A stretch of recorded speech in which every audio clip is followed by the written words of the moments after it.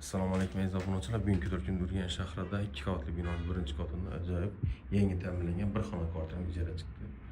Mo'jaz lokatsiyasiga kelsak, eski Nargis kafe hurmatli mijozlarimiz.